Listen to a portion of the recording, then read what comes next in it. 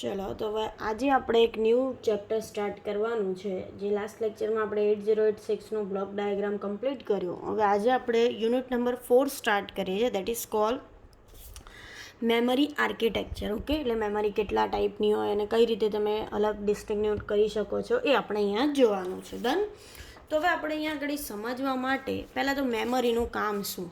તો મેમરીનું કામ એક સિમ્પલ લેંગ્વેજમાં કહીએ તો કોઈ પણ વસ્તુના ડેટાને સ્ટોર કરવાનું કામ, તો એ કોનું કામ છે? મેમરીનું કામ છે. ઓકે, તો આપણો અત્યારે અહીંયા જે ક્વેશ્ચન ભણવાનો છે, ફર્સ્ટ ક્વેશ્ચન છે આપણો મેમરી ક્લાસિફિકેશન. હવે આ મેમરી ક્લાસિફિકેશન હું એમ ચેન્જ કરી દઉં છું. ઓકે, તો હવે આપણું અહીંયા આગળ પહેલું છે કેટલા ટાઈપની આપણી જોડે મેમરી છે. બરાબર, તો આપણી જોડે ટોટલ 5 ટાઈપની મેમરી જોવા મળે છે. બરાબર, તો હવે કયા કયા ટાઈપની આપણને મેમરી જોવા મળશે? તો પહેલું કહી દઈએ આપણે અહીંયા આગળ,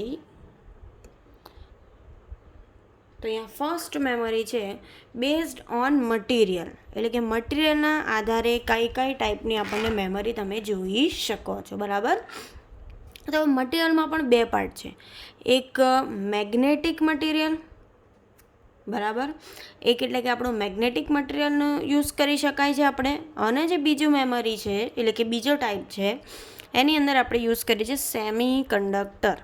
ઓકે, તો શું કહેવા માગે છે? પહેલું મેમરીનું ક્લાસિફિકેશન ટોટલ 5 ટાઈપના છે. 5 ટાઈપમાંથી પહેલો ટાઈપ છે મટીરિયલ. તો બેઝડ ઓન મટીરિયલ, તો મટીરિયલ કયા ટાઈપનો છે? કાં તો મેગ્નેટ બેઝ હશે, કાં તો પછી સેમી કન્ડક્ટર બેઝ હશે.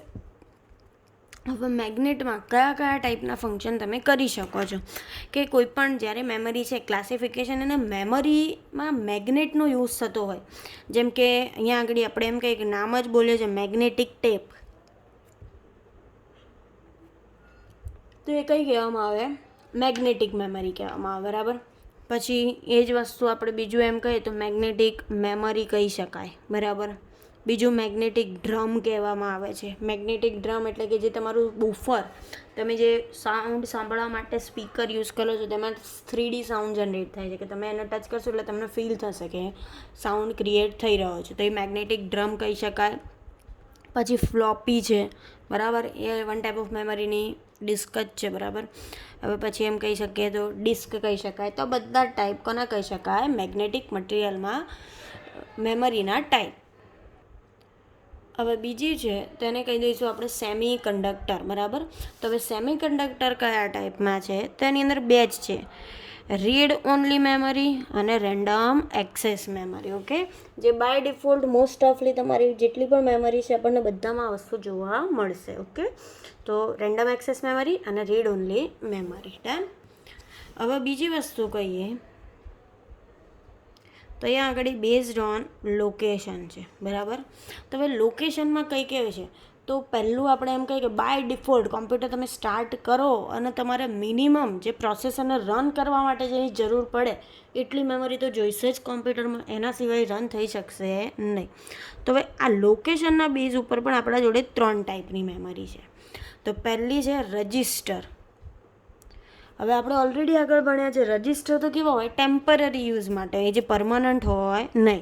એટલે કે જ્યારે તમે કોમ્પ્યુટર કે લેપટોપ સ્ટાર્ટ કરશો, એટલે એ જે લેપટોપ કે કોમ્પ્યુટરને સ્ટાર્ટ થવા માટે જેટલો ટાઈમ લાગતો હોય એટલો શું કરશે? એ પ્રોસેસનો યુઝ કરશે, અને એ જે પ્રોસેસનો યુઝ કરશે એને આપણે શું કહી દઈશું? ટેમ્પરરી રજિસ્ટર કહી દેવાનું. બરાબર, હવે છે પછી આપણી મેઇન મેમરી અને બીજી છે સેકન્ડરી મેમરી.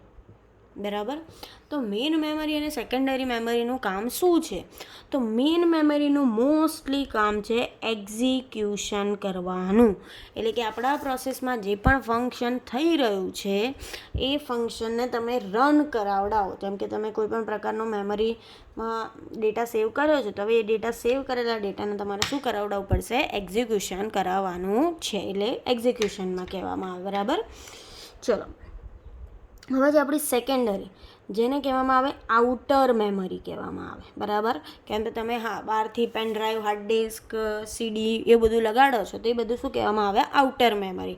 તો આઉટર મેમરીના આપણે એક્ઝામ્પલ તરીકે કહી શકાય ટેપ રેકોર્ડર, પછી મેગ્નેટિક ડ્રમ કહેવાય, ડિસ્ક કહેવાય અને ફ્લોપી. આ બધું શું કહી શકાય? તો આપણે સેકન્ડરી મેમરીનો પાર્ટ કહી શકાય. ઓકે, હવે ક્લાસિફિકેશન ઓફ મેમરી આપણે બે ટાઈપ જોઈએ, એક મટીરિયલના બેઝ અને એક લોકેશન. મટીરિયલમાં બે ટાઈપ, મેગ્નેટિક અને સેમિકન્ડક્ટર. મેગ્નેટિક તો મેગ્નેટિક ટેપ, મેગ્નેટિક ડ્રમ એ બધું, અને બીજું કીધું સેમિકન્ડક્ટર તો કે છે રોમ અને રોમ. ઓકે, હવે જે આપણું લોકેશન, તો લોકેશનના આધાર પર રજિસ્ટર છે, મેઇન મેમરી છે અને સેકન્ડરી મેમરી. તો રજિસ્ટર છે તો એ તો ટેમ્પરરી છે. શું કામ ટેમ્પરરી છે? બિકોઝ જ્યારે પણ આપણે ફંક્શન રન કરાવવાનું છે, એટલે કે કોમ્પ્યુટર સ્ટાર્ટ કરો તો એમાં મિનિમમ જેટલો પાવર સપ્લાયની જરૂર પડતી હશે એ ટેમ્પરરીની મદદથી થઈ જશે, એટલે રજિસ્ટર. પછી જે મેઇન મેમરી એટલે એક્ઝિક્યુશન કરવા માટે જરૂરી છે, અને સેકન્ડરી મેમરી જે આઉટર મેમરી તરીકે યુઝ થશે. ઓકે, જે આપણે બહારથી પેન ડ્રાઈવ, હાર્ડ ડિસ્ક એ બધું લગાડીએ છીએ, આપણી આઉટર મેમરી થઈ જશે. હવે થર્ડ જે પાર્ટ છે મેમરીનો, એ થર્ડ પાર્ટ આપણને એવું કહે છે બેઝિસ ઓફ એક્સેસ. જેમ કે બેઝડ ઓન મટીરિયલ હતું, બેઝડ ઓન લોકેશન અને બેઝડ ઓન એક્સેસ. ઓકે, કઈ રીતે તમે મેમરીને એક્સેસ કરો છો? તો એ આપણી જોડે બે ટાઈપની મેમરી છે. કોઈ વ્યક્તિ હશે એ કામ કેવું કરતું હોય? પરફેક્ટ, આજનું કામ આજે જ થવું જોઈએ, કાલે થાય નહીં, તો એને કઈ કહેવાય? સિક્વન્શિયલ મેમરી કહી શકાય. પણ આજનું કામ 4 દિવસ પછી એ થાય ને હવે 4 દિવસ પછીનું કામ છે તમે એડવાન્સમાંય કરી દો, કંઈ નક્કી હોય નહીં, તો એ કયું કહેવાય? રેન્ડમ. ઓકે, તો સિક્વન્શિયલનો મતલબ શું? કે 1 પછી 2 જ આવવો જોઈએ, 2 પછી 3 જ આવવો જોઈએ. જેમ કે હું કોઈકને કોડ આપી દઉં, કોમ્પ્યુટરમાં સેટિંગ કરી અને કોડ આપી દઉં કે ફર્સ્ટ એપ્લિકેશન મારી જેવું હું લેપટોપ ઓન કરું તો ફર્સ્ટ મારી એપ્લિકેશન એ જ ઓપન થવી જોઈએ, એ પતી જાય પછી મારી સેકન્ડ ઓપન જ થવી જોઈએ, પતી જાય પછી થર્ડ જ ઓપન થવી જોઈએ. તો એ ફિક્સ વેલ્યુ હોય એને શું કહેવામાં આવે? સિક્વન્શિયલ. અને સિક્વન્શિયલનું સારામાં સારું ઉદાહરણ તમને કહીએ, LIFO, last in last out. Okay, એટલે બરાબર, જે ફર્સ્ટ ઇન થયું હશે, પહેલું ઇનપુટ આપ્યું હશે, એ ફર્સ્ટ આઉટપુટ તમને જોવા મળશે, અને જે લાસ્ટ ઇનપુટ આપ્યું હશે આપણને લાસ્ટ જ આઉટપુટ જોવા મળશે. જેમ કે આપણે એમ કહીએ તો સ્કૂલની અંદર તમારા હોય, સમજો કે 4 લેક્ચર્સ છે આજે તમારા, અને 4 લેક્ચરની અંદર તમને કંઈક લખવા આપેલું છે, તો શું કરવું પડશે? જેનું ઓછું હશે અત્યારે તમે એવું કરી દેશો, બરાબર, જેનું ઓછું છે એનું પહેલાં કરી દેશો. હવે એ જ વસ્તુ પહેલાં શું કરતા હતા સ્કૂલની અંદર? તો કે જેનો કાલે લેક્ચર હશે એનું પહેલાં કરશો, જેનો નથી એનું પછી કરશો. તો એ વસ્તુ કઈ થઈ કહેવાય? રેન્ડમલી, ફિક્સ આપણે કર્યું છે નહીં. પણ અમુક જે એકદમ હોશિયાર હોય શું કરે? આજે આપણે છે ને ચારેના આજે પતી જાય, કાલે પછી બીજા સબ્જેક્ટ લે, રાઈટ? તો હવે એ વસ્તુને શું કહેવામાં આવે? રેન્ડમ. એટલે રેન્ડમ જે હોય એને કહેવામાં આવે રેન્ડમ એક્સેસ મેમરી. ઓકે, અને સિક્વન્શિયલ એટલે જે ફર્સ્ટ ઇનપુટ હોય એ ફર્સ્ટ આઉટપુટ તરીકે જોવા મળે, અને લાસ્ટ ઇનપુટ હોય લાસ્ટ આઉટપુટ તરીકે આપણને જોવા મળશે. ઓકે, હવે જોઈએ આપણે એનો ફોર્થ પાર્ટ. તો શું કહે છે? Based on ageing. હવે બેઝડ ઓન એજિંગનો મતલબ શું છે? કે ટાઈમ સાથે વેરી થાય છે કે નથી થતી. એટલે એક કહેવાય સ્ટેટિક અને એક કહેવામાં આવે ડાયનેમિક. ઓકે, તો સ્ટેટિકનો મતલબ શું છે? સ્ટેટિક આપણને બધાને ખબર છે, ટાઈમ સાથે વેરી ના થાય તો એને શું કહેવાય? સ્ટેટિક. એટલે does not vary with time. Okay, does not લખું છું એટલે ખબર પડશે. ટાઈમ સાથે વેરી ના થાય તો એને શું કહેવામાં આવે? Static memory. પણ એ જ વસ્તુ જો ડાયનેમિક કહીએ તો ટાઈમ સાથે શું થઈ જતી હશે? વેરાઈ થતી હશે. એટલે કે ટાઈમના રિસ્પેક્ટમાં એની વેલ્યુ બદલાતી જોવા મળે તો એને શું કહેવામાં આવે? એજિંગ. ઓકે, એટલે કે આપણી ટાઈપ્સ ઓફ મેમરીમાં એક્સેસ બેઝડ ઓન એજિંગ. એજિંગના બે ટાઈપ, સ્ટેટિક મેમરી અને ડાયનેમિક મેમરી. જો ટાઈમ સાથે વેરી થાય તો ડાયનેમિક, અને જો ટાઈમ સાથે ચેન્જ ના થતી હોય તો આપણે એને શું કહીશું? સ્ટેટિક. તો ટાઈમ સાથે ચેન્જ નથી થતી એવા કયા છે આપણા જોડે? તો રજિસ્ટર. તમે રજિસ્ટર ભણ્યા તો રજિસ્ટરની અંદર કોઈ દિવસ વેલ્યુ ચેન્જ થાય? ના થાય, બરાબર. એ ટાઈમ ગમે તેટલો, મતલબ કે અત્યારે તમે 5 વોલ્ટમાં 5 ઓહ્મનો રજિસ્ટર લગાડ્યો હોય અને કલાક પછી પણ તમે એમાં આઉટપુટ લો તો તમને સેમ જ જોવા મળશે, બરાબર, એમાં ચેન્જ થશે નહીં. અને જ્યારે અહીંયા આગળ ટાઈમ સાથે ચેન્જ થાય તો એવી મેમરી આપણા જોડે કઈ છે? તો એક રેન્ડમ એક્સેસ મેમરી છે, અને એક સીડી છે. સીડી તમે બહુ જૂની યુઝ કરતા હોય તો તમને યાદ હોય તો ભણ્યા છો આપણે કે તમારું સીડી વર્ક કરતી નથી. જોયું છે ને આપણે, કેમ કે પડી વળી રીતે શું થઈ જશે, ચોંટી જશે, કાં તો પછી એના ઉપર ઘસારા થઈ જશે, તો એ વર્ક કરતી જ બંધ થઈ જશે. એટલે એને કહેવાનું એજિંગ. હવે એટલે આપણે ટોટલ 4 પોઈન્ટ ભણ્યા. મટીરિયલના બેઝડ, પછી એ જ વસ્તુ લોકેશનના બેઝ, પછી એ જ વસ્તુ એક્સેસના બેઝ અને એજિંગના બેઝ. હવે આપણે એનો જોઈ લઈએ 5મો પાર્ટ, જે અહીંયાથી નીચે આપણને બતાવું તમને લોકોને. ઓકે, ચલો. તો 5th પાર્ટ આપણને શું કહે છે, બેઝડ ઓન રિટેન્ટિવિટી. હવે રિટેન્ટિવિટીનો મતલબ શું થાય અહીંયા આગળ સમજો તો. હવે આ તમારો કોઈ પણ રિટેન્ટિવિટી એટલે આપણે નોર્મલ ટર્મમાં એવું કહી શકાય, જે form normal easy going access થઈ શકે છે તો એને રિટેન્ટિવિટી કહેવાય, બરાબર. પણ એવા બધા ટર્મ આપણા નોર્મલ ટર્મમાં એક્સેસ થતા નથી. જેમ કે કોઈ સાદી સિમ્પલ વસ્તુ હોય, તમારે એને મેમરીમાં સ્ટોર કરવી છે, તમારા ફોનમાં સ્ટોરેજ છે તો તમે એને સ્ટોર કરી શકશો, બરાબર. સ્ટોર નથી તો તમે સ્ટોર કરી શકશો નહીં. તો એને શું કહેવામાં આવે, રિટેન્ટિવિટી કહેવામાં આવે. તો હવે આ રિટેન્ટિવિટીના 2 ટાઈપ છે, બરાબર. હવે પહેલું છે એની અંદર વોલાટિલિટી, બરાબર. વોલેટાઇલ અથવા વોલાટિલિટી બોલા, બંનેમાંથી ગમે તે તમે બોલી શકો. અને બીજું છે આપણા જોડે, એને કહીશું નોન વોલેટાઇલ. ઓકે, એટલે કે અહીંયા પણ વોલેટાઇલ જ કરી દેજો, આપણે વોલેટાઇલ જ કહી દઈએ, બરાબર. બંને એક સરખું જોડે યાદ રહે, એક વોલેટાઇલ અને એક નોન વોલેટાઇલ, બરાબર. તો અહીંયા શું કહે છે, જ્યારે તમારું કોમ્પ્યુટર ક્રેશ થઈ ગયું છે તો તમારા બેઝલી શું ડ્રાઈવ, કઈ ડ્રાઈવ ઉડી જશે, તો તમારી સી ડ્રાઈવ ઉડી જશે, બરાબર. પણ તમારી C drive as it is તમને જોવા મળશે, પણ ડી અને ઈ ડ્રાઈવ હશે એ તમારો ડેટા તમને જોવા મળશે નહીં, રાઈટ. તો તમારી ડ્રાઈવ ઉડી જશે. તો હવે એ જ વસ્તુ આપણે અહીંયા જોવાની છે કે જ્યારે તમારી મેમરી ફૂલ થઈ જશે અથવા તો ક્રેશ થઈ જશે, તો એ જે મેમરી છે એ મેમરીને સ્ટોર કરશો તો એને કંઈ કહેવામાં આવે, વોલેટાઇલ કહી શકાય, બરાબર. એટલે કે આપણી રેન્ડમ એક્સેસ મેમરી હશે તો ખરા જ કોમ્પ્યુટરમાં. તમે જ્યારે ડેટા પાછળ બેકઅપ લેવાનો ટ્રાય કરશો ત્યારે તમને ડેટા મળી તો જશે જ અહીંયા આગળ, પણ શેમાંથી મળશે, રેન્ડમ એક્સેસ મેમરી. કયો મળી જશે, કયો નહીં મળે એવું કંઈ ફિક્સ છે નહીં. અમુક મળી જશે તો અમુક તરત નહીં મળે. અને જે હવે નોન વોલેટાઇલ, તો સીધું સિમ્પલ નોન વોલેટાઇલ એટલે કે ક્રેશ થઈ જાય છતાં પણ તમને કોઈ પણ પ્રકારનો ડેટા મળતો નથી. જેમ કે તમારો ફોન છે તો એમાં સોફ્ટવેર તમે કરાવડાવશો બહારથી, તો સોફ્ટવેરમાં શું થઈ જશે, તમારો બધો ડેટા જતો રહેશે. તો એને કહેવામાં આવે રીડ ઓનલી મેમરી. તમે એ ડેટામાં કોઈ ચેન્જ કશું જ કરી શકતા નથી, બરાબર. તો આ હતું આપણું ક્લાસિફિકેશન ઓફ મેમરી. એટલે કે આપણી જોડે કેટલા ક્લાસિફિકેશન છે, 5 ટાઈપના છે.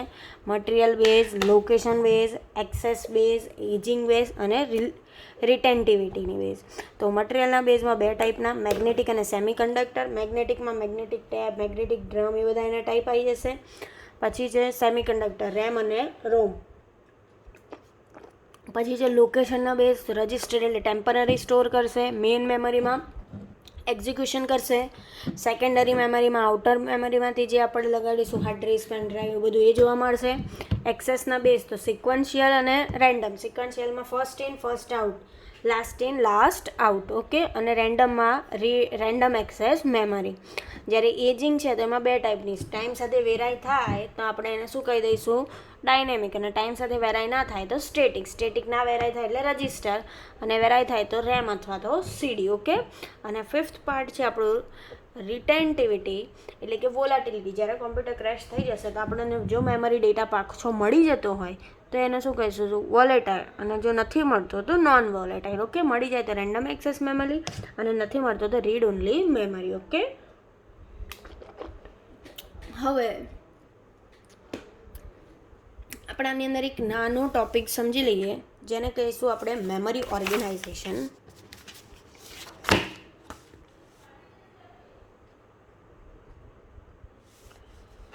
ચલો, તો હવે આપણો આ નેક્સ્ટ જે ક્વેશ્ચન છે દેટ ઇઝ કોલ્ડ મેમરી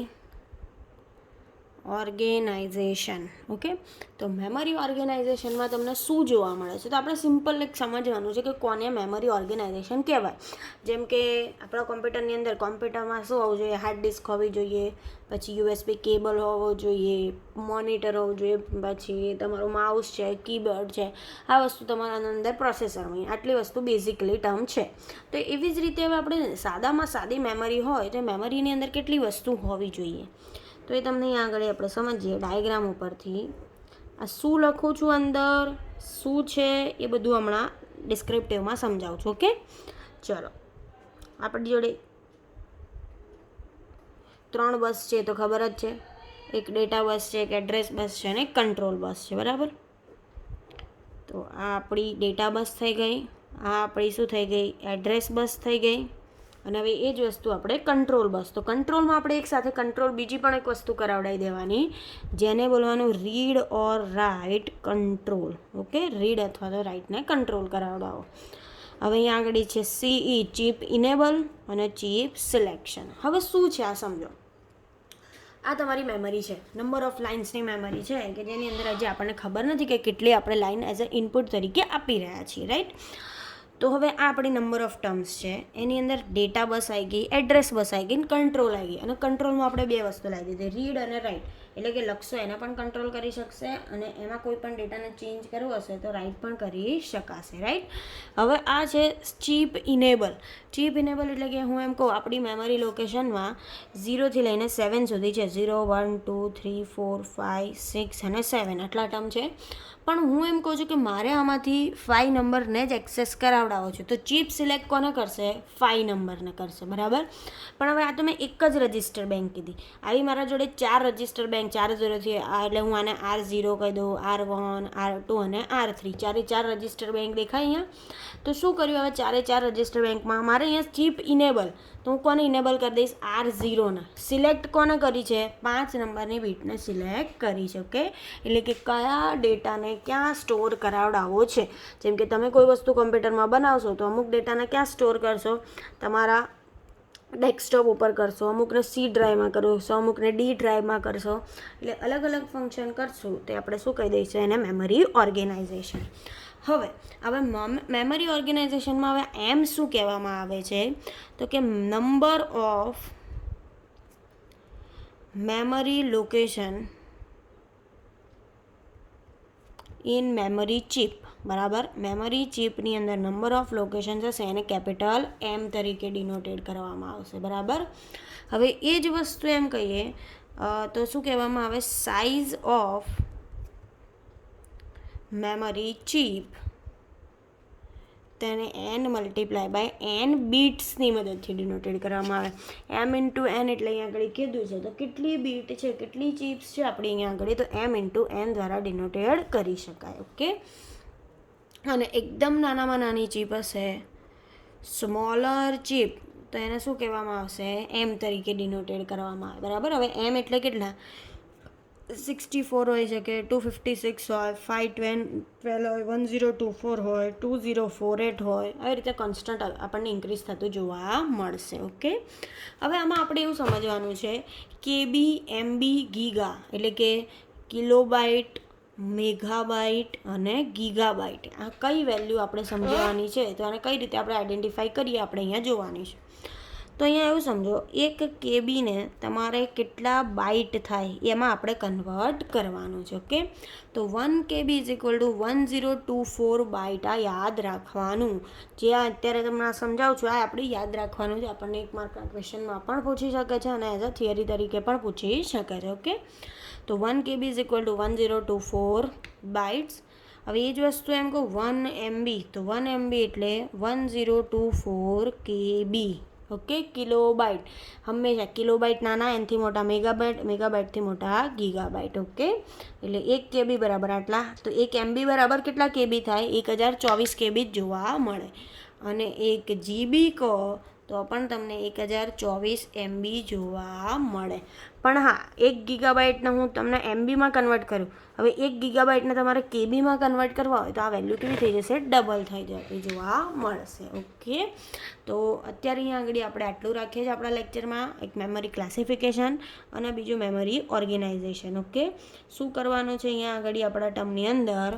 તો મેમરી ક્લાસિફિકેશનની અંદર આપણે 5 ટાઈપની મેમરી જોઈ, અને મેમરી ઓર્ગેનાઇઝેશનમાં કેટલી લાઇન્સ હોય, કેટલા ગીગાબાઇટ કિલોબાઇટ હોય, આપણે આટલું જોવાનું છે. ઓકે, નેક્સ્ટ હવે આગળ આપણે જોઈશું રેમ રોમ ડિટેલમાં આપણે સ્ટડી કરીશું. Okay, thank you.